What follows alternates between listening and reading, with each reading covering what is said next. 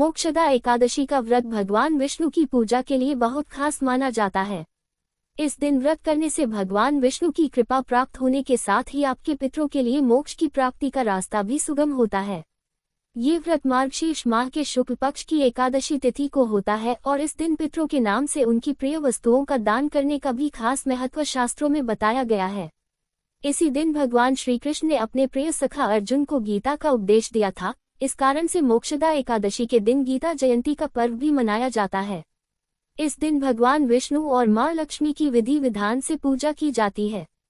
आइए जानते हैं मोक्षदा एकादशी कब है, महत्व और शुभ मुहूर्त। पूजा विधि।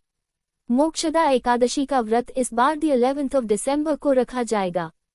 पंचांग के अनुसार इस व्रत का आरंभ दी 11 दिसंबर को देर रात 3:42 पर होगा। वहीं इस तिथि का समापन द 12 दिसंबर को देर रात 1:09 पर होगा।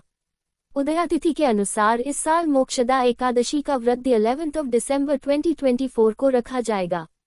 इस व्रत को करने से आपको सुख समृद्धि की प्राप्ति होती है और साथ ही आपके पितरों को मुक्ति मिलती है। मोक्षदा एकादशी की पूजा विधि। मोक्षदा एकादशी के दिन सुबह जल्दी उठकर ब्रह्म मुहूर्त में स्नान कर लें।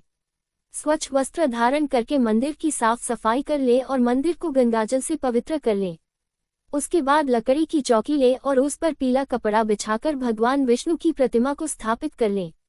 आप चाहें तो भगवान कृष्ण की प्रतिमा भी स्थापित कर सकते हैं। पंचामृत से भगवान विष्णु का अभिषेक करें और इस दिन भगवान विष्णु को पीला चंदन, अक्षत, पीले फूल अवश्य अर्पित करें। भगवान विष्णु की पूजा करें और मोक्षदा की व्रत कथा का पाठ करें। साथ ही विष्णु चालीसा का पाठ भी करें। सबसे आखिर में भगवान की आरती करके भोग लगाएं और प्रार्थना करें। अगले दिन सुबह व्रत का पारण करें और जरूरतमंद लोगों के बीच में दान पुण्य करें।